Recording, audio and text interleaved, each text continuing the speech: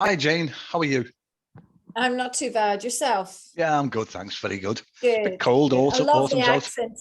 Love I yours. just have to say, I love the accent. I just love that accent. Brookside accent. The Liverpoolian accent. It's Yeah, lovely. If it is, it it is. Of is. course, it is. It is. Yeah, yeah, yeah. It is. Yeah, it is. Yeah, it is. Before I don't know, before we start talking about the Stones Corner, can you tell us a bit about yourself, where you're from, and what you do for fun outside of writing, and what your hobbies? Yeah. Okay. Well, I am from Derry. Yep. I left Derry in 1984. I literally got on the bus at Yeah. 17 because, as we all know, at that time, like many cities, things were tough, especially in the north here Yeah. with the troubles, Yeah. and there was very little prospects for work. And I've always loved traveling, and I honestly got on the bus to London. Yeah. And I walked around London, got a job in a hotel, and I was in London for over 33 years. Oh. And I always knew I would come back home. I always Yeah. knew. So I'm accused of having a little bit of a posh accent, in Derry. So I don't say garage, I say garage, things like that. So, but I just love Derry, and it's evolved so well over the last, especially over the last 20, 30 years. So it's really, really fantastic here. And I live in the middle of Donegal, in the middle of nowhere. Yeah. So coming from London to Donegal has been quite a change, but just love it. Absolutely That's a love contrast, it. isn't it? Yeah. Yeah, and it's brilliant. I mean, we're not far from the beach here. So in terms of spare time, I don't have a lot of spare time. I was one of these people that made the mistake, not a mistake, but I got a dog and I'd forgotten dogs, big responsibility, Oh dogs. yeah, yeah. So there's the It's a walking, big dog and as well, isn't it? I've seen the it's a clips of big it. dog. You've Yeah. seen it, yeah. I mean, I think he's up to just under 30 kilos now. Yeah. So, but I absolutely love him. I mean, I just walk him on the beach, and Yeah. it's just perfect. It's really good. So now, very happy here. You sure he's a dog and not a little bear? I'm not sure. Actually, I think he's a horse at times. It's sort of, I think we were done. He's supposed to be one of these Labradoodles, the sort of like the real, furry ones, and Yeah. curly and everything. Oh yeah. He's just, but you know what I love about him? He's like a mongrel. He's like a real dog. And he's a clever dog, and he's just gorgeous. So He's got great character. joy. He's supposed to be an Australian Labradoodle, so we called him Ned, after Ned Kelly. Yeah, Oh yeah. Highway robber. Well, we had a Labrador for many years, honey, golden Labrador. And do you know what? Years later, sad, she passed on about 10 years ago. But I still find bits of her hairs. They seem to interweave into everything. I know, it's everywhere. And again, Labradoodles aren't supposed to molt. He does. There's hair everywhere. I've just stopped looking at it now because I'm running after poor dog. But he's a joy. He's a joy. So no, that's really what I do. But the days, I don't know whether it's an age thing, but my days are disappearing too fast. Yeah. Time is just going. Okay, can I ask you is it Londonderry or Derry? What are the locals? Well, is that controversial? Very. Yeah. It is very controversial. The Protestant Presbyterian community in Derry would call it Londonderry, and the Catholics or the Nationalists would call it Derry. Okay. So this is one of the controversial difficult things about during the Troubles. For example, if if you're a young teenage guy or girl, you're stopped by the British Army or the police. Yeah. And if they ask for your address or for your ID, and if they ask you for your address and you say Derry, they can guarantee that you're Catholic. Yeah. And if you say Londonderry, you're Protestant. And it's not as bad now. It's now Derry and Strabane District Council. So the London is being dropped, but it's still it's inherent in some individuals that they still refer to it as Londonderry. Okay. We made a visit there about 15 years ago. We booked it through Ryanair to a place called Derry. When we got a taxi from the airport into the town, my wife said to the drivers, and how long have you lived in Derry? And he said, if you don't mind, we'll call it Londonderry. So we thought, we'll just say this nice place. Yeah, I know. It's just, I'm funny. I have an English friend. I was telling me today that they were in a taxi in Port Stewart, which is very, it's a pretty Protestant, seaside town. And he sort of said, well, what have you been up to? He goes, we've been down to Derry. I've got some good friends in Derry. Conversation stopped. Yeah. Just so that's the very, very sad thing, because, 15 years ago, I mean, the Halloween's going on here tonight. It's a long weekend. It's the European capital for Halloween. It's phenomenal here.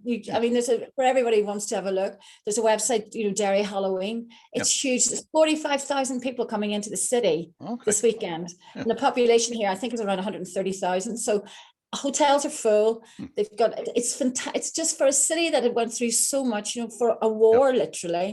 To what, I mean, I still get ecstatic when I see tourists doing, the tours and everything. I think it's just wonderful. There's so much history here. We had a great welcome hotel we booked. They said to us, by the way, if you don't mind, we're going to upgrade your room for free. Oh, brilliant. Perfect. Come back. Come back, exactly, yeah. No, it was well recommended. No, well, honestly, I mean, sadly, like everybody with COVID, it's had a bad effect, but we've got tourism in the north here has just escalated, something chronic over the last 5 to 10 years, so that it's magic to see. It really, really is. It's just great. Yeah. It's good. Liverpool's gone through a similar thing. I think since it was 2008 when we had the capital of culture here.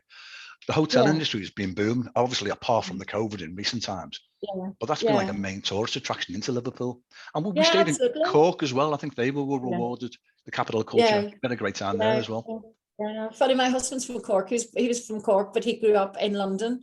But since he's come back, he used to call me a plastic paddy.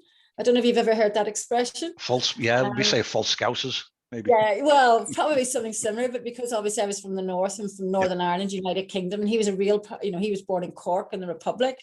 But very interesting, since he's been helping me do a lot of research for the book and learning about what went on in the north of Ireland during the Troubles, it's completely opened his mind to what as an adult growing up in London, what was being told on the news and the media. I mean, half the things that he's read and talked and met people about, he had no idea what was going on. So he's found the whole exercise absolutely amazing. Okay. So the novel, do you know what? I've learned a new word today. You've got your novel. I'll have to write it down. Let me just read it again. This is what's the word? It's tetralogy. Tetralogy. Yeah. I've heard about a trilogy, and I had to go and look it up. Obviously, I know, I have to too. Good. Not just me. I know, I did. Because believe it or not, it was a Derry man who ordered it online, and he did me a review, and he said, because this is the learning curve about writing a book. You'll know this yourself. I mean, I think you Paddy Osborne were talking about it. You go back and you think, well, I do that differently, and all sorts of things. Because I originally started to write one book. And when I've got it here, but you can see it's just got Turmoil. It doesn't have volume 1 on it. Oh, yeah. And I got this stinker of an email from a reader in America sort of saying, because there's a really annoying cliff ending. I got to the end of it. I was going to give you 4 stars. It was brilliant. I really enjoyed it. Didn't realize, of course, that it was one of now 4. So 4 books. So we're going through from Turmoil from the early 70s through to the Good Friday agreements of Turmoil, Darkness, Light and Hope. Okay. It's a heavy volume now. I've just seen the size of it then. It's about 150,000 words in the Turmoil? It's about 37,000 words, Yeah. That sounds like a good long read. It's good, and funny enough, because I've started to write Light last week, and of course I'm reading, because I wrote Stones Corner. When I started writing it, probably about 6 or 7 years ago, and it was only like many with with COVID. I picked it up, to keep me sane. And I got that out, and then Darkness didn't take me very long. It took me about 4 months to write Darkness, and that's about the same size. But I didn't realize there's just so many characters and plots, and I mean, some of the characters, I'll just tell you briefly, if I may, what it's about. I mean, it's essentially about, I'll tell you the reason I wrote the book was because fortunately I was able to travel, quite a lot with my work all over the world, and not many people understood what the Troubles in Northern Ireland was all about. I mean, a lot did, but a lot didn't. So, and there's so many terrific sort of books written about the Troubles, factual books, that one of the things I wanted to do was people to learn why it started, what it was like for a young British soldier, for example, a Newcastle young guy who joins the army because he's no job, no prospects in Newcastle, like many joined the British Army. Within a matter of months, he finds himself, as he regards, still part of the UK, but being hated by the local population. So I'm telling the story from his perspective. And then I've got a young Catholic girl, based on, I guess, a little bit of my own upbringing, with the house being raided by the army and, just growing up through that time. Yeah. And then you've got a young Protestant factory owner who's Oxford educated, quite naive, quite arrogant and a little bit, sort of thinks he can just come in but doesn't understand what it's going on about. And so it's about these three main characters and evolving around keeping a shirt factory open in the city, which I don't know if you know this, Terry, but Derry was one of the biggest shirt factory cities in the world at one stage. Didn't know that. Up to I mean, there was about 40 factories here just up until the late 70s, early 80s. Yeah. So it's a huge industry here. So the whole idea is trying to keep this factory open. It's right in the heart of a nationalist area, and all the women working in it. And you can imagine that if it closed 3,500 employees, the whole impact it would have on the city. So it's all about that, but it's trying to be as honest from each perspective and as objective, which is, I was brought up as a Catholic, failed, sorry, but same with me. Yeah. I know I have to say an act of contrition tonight, but so it's really trying to, through a really good thriller, tell the story of what it was like to live at that time. Okay, that explains the. I was going to ask you about the cover on Turmoil novel. That's a shirt hanging on the clothesline, isn't it? Yeah. That's the whole idea, behind the shirt factory. And then what I've done is each of the books, for example, we've got the green, white, and gold, obviously for the Catholic, the nationalist, the orange for the loyalist, and then the next book, actually, Darkness, I've literally just gone for black and white. Okay. So the cover, all the book covers are going to look the same, but with different colors. So light, maybe yellow, hope, whatever colors. I have to check what colors, are relative to light and hope. So I must say I'm writing light at the moment, and it starts off in 1981, and there's not a lot of light out there. There's just the light's gone out, so I'm trying to find. That's a really tough time to write about the Troubles. I know I was in university back in '83, and we had a lot of people there came over from Ireland, from Belfast, and they were telling me stories about they'd be fast asleep in bed, 4 a.m, doors getting kicked in, soldiers, guns pointed into their faces to wake them up. It was awful, and again, this is I've actually self-published. I was going to ask you about that. Is it Orla Kelly? Is that? Orla Kelly is she's a terrific, and she's just brilliant, and I contacted her because I actually went through the awful process, and you'll know this, and it's one of the most painful things about writing, I think, is getting the letter to the publishers, getting the right tone, it's the amount of work that goes into that, and either you never hear anything back 3 months later or you get these vanity. I'll never forget, one of the things, I got a vanity publisher, and I was quite naive because I'd never written anything before. And it says, that's what they go for, don't they? Your enthusiasm. Exactly. Let's just make money off you. Oh yeah, but I started to read. I got so excited. I thought, oh my god, I've got a publisher. And then you get the, oh, by the way, give us $5,000. And we'll publish it for nothing. You're all right, thanks. So Orla Kelly Publishing. Orla's small independent publisher. Same one as Paddy, is it? Same publisher as Paddy Osborne. Same as Paddy, because I met Paddy through By the Book IE, which is like an online Irish bookstore, predominantly for Irish authors. Okay. Just started up, which they've been just terrific, absolutely terrific. And Paddy, I haven't met Paddy, none of us have met him because we're, with COVID, we just haven't been able to, but you feel like you know him all your life. Yeah, I had a great chat with him last week. I really enjoyed it. Yeah, no, he's good fun. He's good fun. Website. I know I'm looking at Amazon now, they've got the Kindle version, but for the paperback, people have to order from your website. Well, I for the beginning Turmoil, I did. I actually I borrowed some money off my husband. He's still speaking to me, so I still have to work. You're going to pay him back? You're really going to pay him back? His husband? I won't. Oh, I have to pay him back. Oh, I'm stubborn. I've got a loan agreement. He signed it. I've signed it.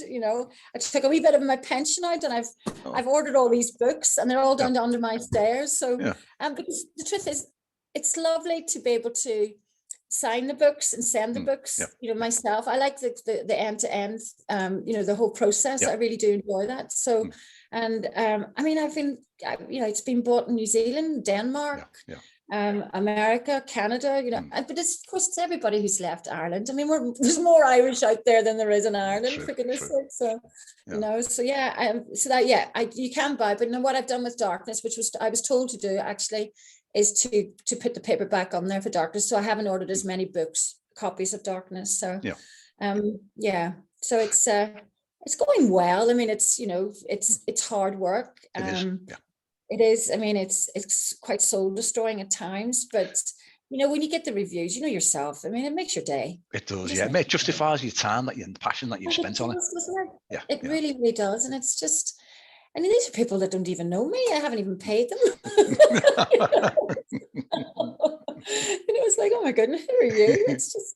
I mean, I got one message this morning when I woke up, and it was just, because to be honest with you, and tell me to be quiet, and I will, but one of the reasons again was to write the books was for the younger generation that have grown up, they haven't experienced the Troubles. Yeah. Okay. What's a war zone, wasn't it, in effect? Well, I mean, it truly was. I mean, some of the footage you look at, and I mean, in 1972, for example, there was 500 people killed in 1 year. Yeah. And you've got Bloody Friday in Belfast. There was something like 10 or 12 bombs all going off within minutes of each other. Yeah. It really was a war zone.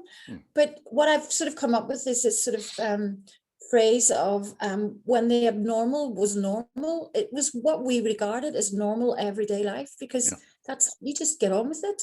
But so what I wanted to do was, and again, probably you've heard this from the news, with Brexit and the protocol, it's starting to resurrect some deep divides again. It's coming back. And the peace, the Good Friday Agreement, it's still, it's not total peace here at the moment. We're still on a very, very fine line. So what I'm trying to do through with the stories is to, we won't go back. We cannot go back to that hatred, absolute hatred and awful carnage that was caused for 30 years in Derry. And it started really as a civil rights march that everything went wrong, and it's just, I mean, the unfairness, from every perspective is just daunting. And it's people are afraid here of what's happening. Oh, that's awful. This is a work of fiction, but did you have to put in a lot of research for this, or is it based on your own personal knowledge? Well, I mean, the first chapter it's quite hard hitting, and that would have been, I mean, our house would have been raided by the British Army, but nothing like some of my friends, for people who lived in I didn't live in the Cregan, I lived in a nationalist area, but for some of the people who lived in Cregan, for example, which is a really nationalist area in Derry, it was a regular occurrence. Night after night after night, people were being, either arrested, the houses were being wrecked. I mean, and that's from experience. That is from experience. I mean, touch wood, other than the, people sort of, you find it hard going through security at an airport now, obviously, with all the awful things that have happened. But, you couldn't walk from one side of the town to the other without going through security checkpoints. You go into shops, your bag was searched. Guys are being stopped left, right, and centre. I mean, for example, I was talking to a guy the other day, and they were saying at the very beginning, probably around 69, when the army came in, the city, as you know yourself, that you've got the walls, the central of the city, and that each gate, I think there's 7 gates, but there was a security checkpoint. And what they used to do was the army would play games. They would know particular individuals. So if, say, for example, Paddy walked to, the butcher gate, they wouldn't let him through, and they tell him to go to the other gate, go to that one, and then they tell him to go to another one, then they tell him to go to another one. So, they were playing games with these young lads, and they were, there was curfews, and it was just pretty awful. I can't imagine living like that. No, I know, and again, as you say, in terms of the research, I mean, there's some brilliant books, which, and I don't know if you've ever seen it, but there's this book here by David McKettrick and David McVeigh about making sense of the Troubles. Oh yeah. Now that is just phenomenal. That goes right back to the real beginnings of the divisions between the Presbyterians, the plantation of Ulster and whatever. And but so I do a lot of reading and a lot of audio when I'm walking the dog. Oh yeah. Just quite a lot of it. But it's been fascinating. Absolutely fascinating. You're actually talking into your tape for you to dictate later. I just have I always have a pen and a piece of paper, you know, I'm walking along making notes and whatever, or sending myself messages on my phone, you know. And again, this is the thing it's interesting, because I really want to try and get the next two books written, because I finished Darkness probably in January, February of this year. And then we went through to get it edited and copywriting and everything, and then printed.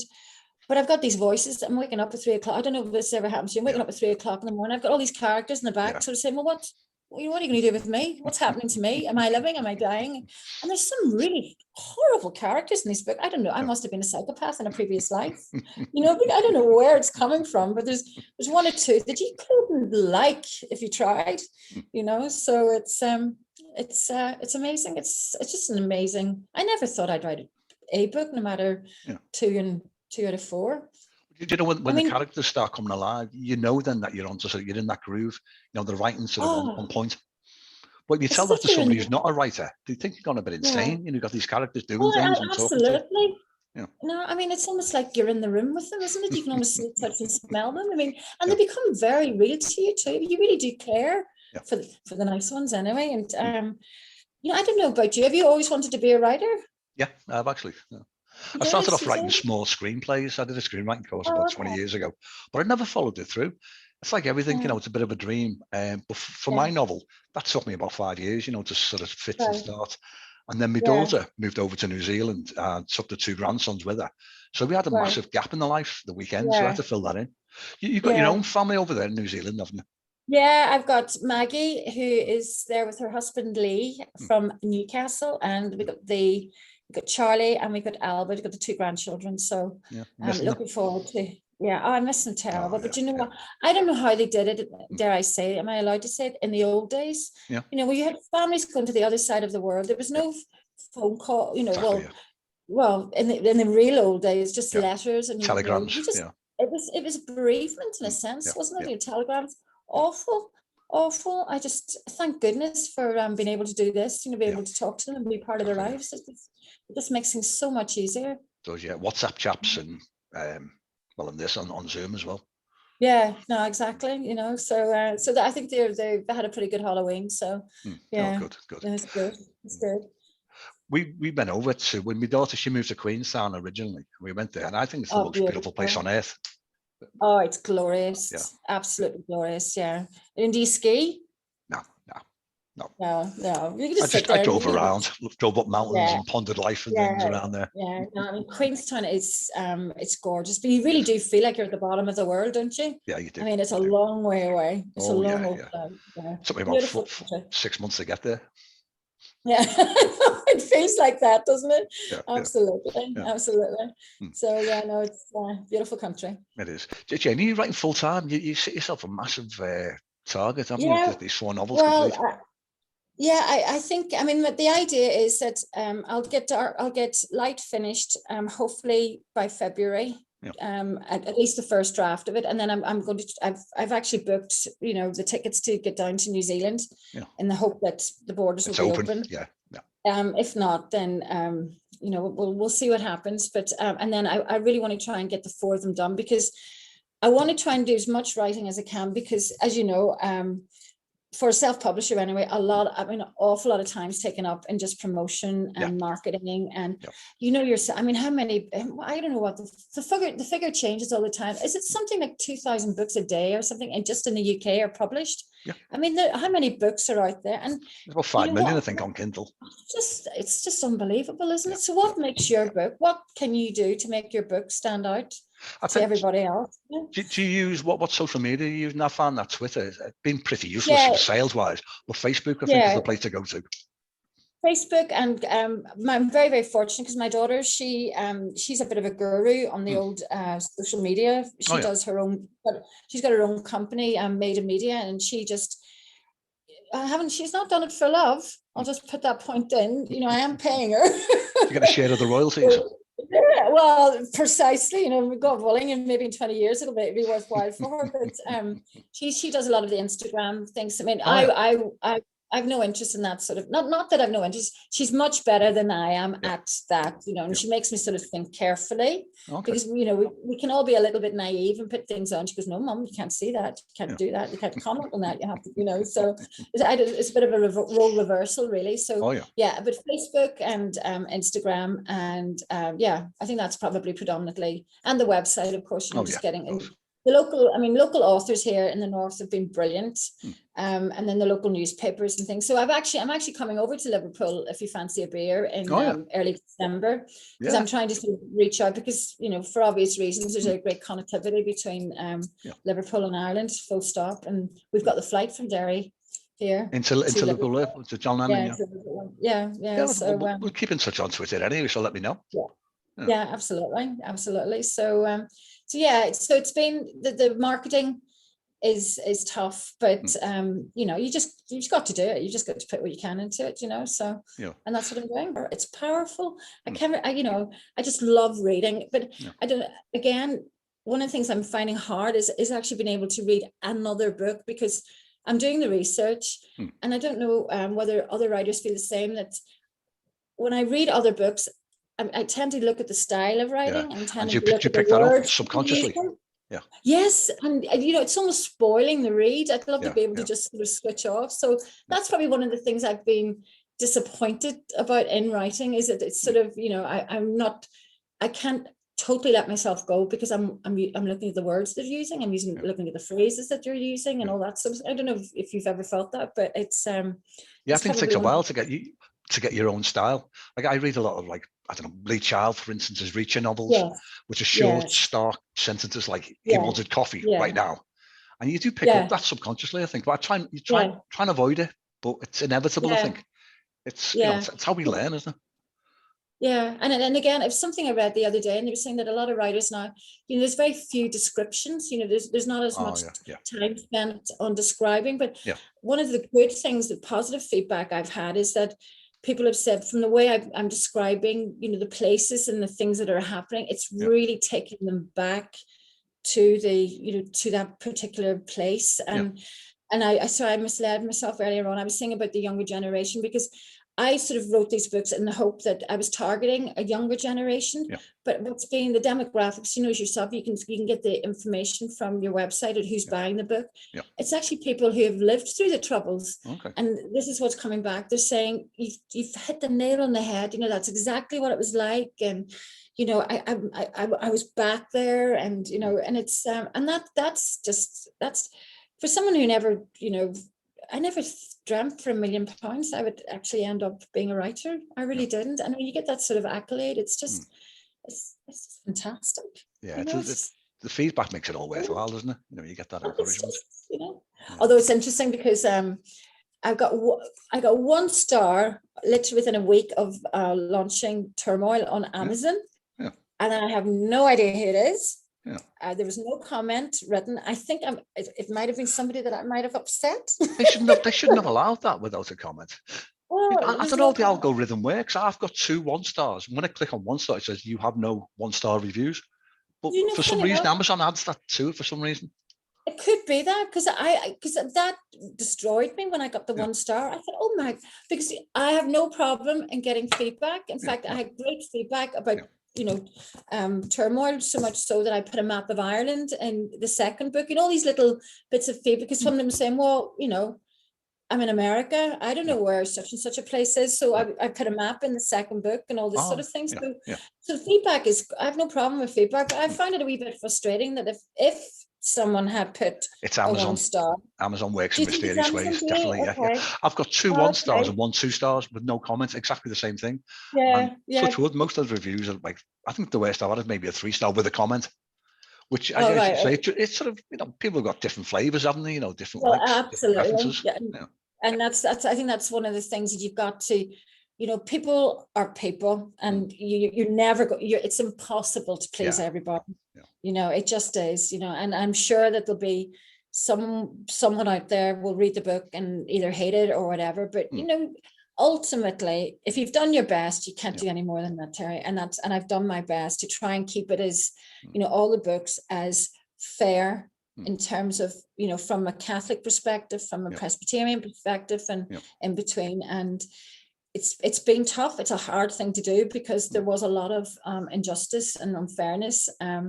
But, through, again, the magic of fiction, you can get that balance. So yeah, it's been, it's just, what can I say? It's just fantastic. Absolutely fantastic. Jane, have you seen that film? I think it was out about 2 years ago, 1970, about the young British soldier. How true is that? I think from my point of view, that's one of the most realistic. It is. I mean, it's very clever. Period. Yeah. Very, very clever. How he wouldn't have survived. He would never have survived so long. It just wouldn't. I mean, you're right. I mean, that bar scene when the that was horrific. Yeah. That was just was awful, just awful. And but if he'd been in Divis Flats, he would not have lasted that long. I mean, he just wouldn't have. It wouldn't have occurred. Yeah, that brought home the brutal reality. Oh, it's it's just it's unbelievable, just unbelievable. And the things that I've read and seen, and I'm starting, as I say, I'm starting in 1981, and I'm looking at Long Kesh and the hunger strike and things like that. And how that evolved was from when the British government brought in criminalization for up to, I think it was up to 1976, the paramilitary prisoners in Long Kesh or the Maze prison were allowed to wear their own clothes. And they were allowed to have their own education classes, and they were allowed to mix freely, amongst themselves. And then the government felt that they were basically doing their own thing. It was a bit of it was a POW camp, like from the old films. They had their own OCs and everything. So they felt that, these people had committed crimes. They should be treated just as every other criminal should be. So they decided that they would have to wear the prison uniforms. And because these young men and women, or especially the men, they decided that they weren't going to, they were prisoner of war. It was a war as far as they were concerned. They were soldiers. They're not wearing a uniform. They would just have a blanket. So they would just wrap themselves in a blanket and they would not wash in protest.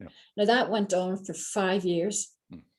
There was 300 of these guys on that blanket protest. And then it got, without going into detail, it got into what was called the dirty protest. And they weren't allowed their uniform. And then obviously it led into the 1981 Bobby Sands and the hunger strike. And then 10 men died.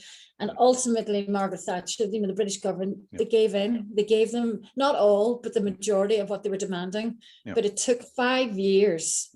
And 10 men to die, so there was just that's one of the saddest things. Some of these accounts are just so incredibly sad. I've come up with a couple of ideas for light, because it's a tough old time, but that's when things started to change, and politics changed, and Sinn Féin, for example, started to think more towards votes and democracy rather than, I think they called it the vote against the grenade or one or the other, because obviously Sinn Féin were, there was an allegiance there to the IRA and whatever. So, that's when things started to really change, probably around 85. They had to, didn't they? And it had to happen. It couldn't have gone on. I mean, people just tired, and especially, the Good Friday Agreement, not everyone, everyone is in agreement with it, but ultimately it's brought peace, and it's given opportunities, and we just can't go back. I mean, it's a beautiful country, the people are lovely, and and we just want to live in peace. So I've had some of the best weekends away in my life in places around Ireland, Kinsale, Cork, Dublin. Oh, it's Derry. beautiful. Yeah. I mean, it's Liverpool's. I mean, I was in Liverpool probably for St. Patrick's Day about 3 years ago, and I honestly don't think I've recovered. It was just unbelievable. I mean, I love Liverpool. I really do. I mean, I think the people, you're incredibly friendly. I mean, I'm really buzzy, and I'm just looking at the picture behind the architecture and everything, and so and all the, along the front it's all changed, and you get the fantastic Titanic Hotel now, on the other side. So it's really evolved as well over the last while, hasn't it? And maybe that did stem from City of Culture, because Derry would have had City of Culture in 2013 as well. So that was a great opportunity for us as well.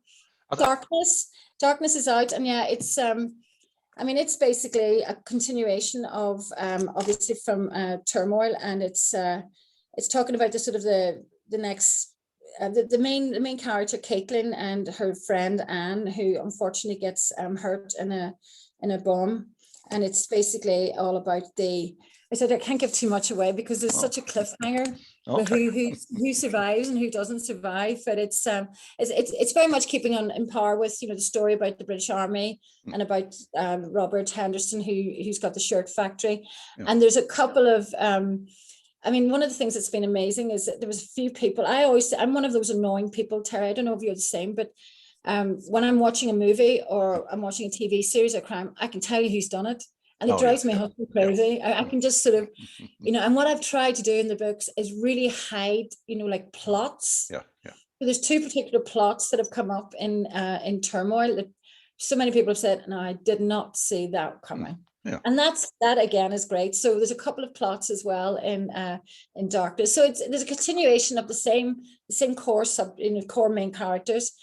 But there's a few added people in there as well. So I mean, I think I was going through, I think something like 35-40 different characters in these books. It's just, I know that's a lot. I know it is a lot. It is a lot, but it all seems, again, it all seems to come together in the end, and then so it's just a continuation of it. So I can't really say too much, because if I say too much, people know what's going to happen. No, I'm looking forward to the read. Oh, it's I read the two last week, and it's just, oh my goodness, I wrote that. I can't believe it. I'll just make you laugh very quickly. One of the things that's amazing, it's really funny, just from the experience of writing, is there's a few naughty scenes in the book, and a bit of there's a love story in there as well. And my first draft, my first version of the love scene, my husband laughed. So the reaction you want, is it? Pathetic. It came out and he went, pathetic. Like, I'm blushing when I'm writing this, right? It's so funny. The Catholic never goes out of you, does it? Oh, yeah.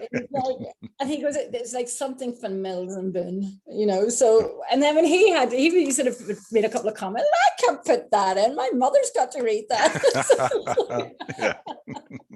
So there is a lovely love story in it. There's some there's a couple of quite violent scenes in it. It's a tough read. But there's a great thrill. It's a great thrilling story. It's a fast-paced story, and I've got people already. When's the next one coming out? Oh, that's brilliant. That is the encouragement you need to keep you going. Yeah, it is very much so. Very, very much so. So hopefully I'll get my life back when I get the next two done, and I can just hand it over and just see how it evolves. Yeah. Well, let's have another chat maybe in a couple of months' time. We'll keep in touch on Twitter anyway. Lovely. Yeah. Pardon? We keep in touch on Twitter anyway. Oh no, definitely. Yeah. And this is the sort of thing that makes it all worthwhile. Thank you ever so much for giving me your time. I really, really do appreciate it. I'm delighted to have chatted with you. Yeah, and come back to Derry. You must, because you will not recognise it. We've got so much going on here, especially at a Halloween. Yeah. It's fantastic. Okay. Yeah. Do you know what? I can hear kids knocking on my door now at my Halloween. My wife's getting fed up. What we used to do was take turns apiece. But hopefully I've sat it out. Oh, bless you. Well, listen, you take care of yourself. And you too, Jane. Yeah. And thank you so much. Thank you very much for spending your time, and I really appreciate it chatting with you. No, you too. Look after yourself. And you too, Jane. Thank you. Bye now. Bye. Bye.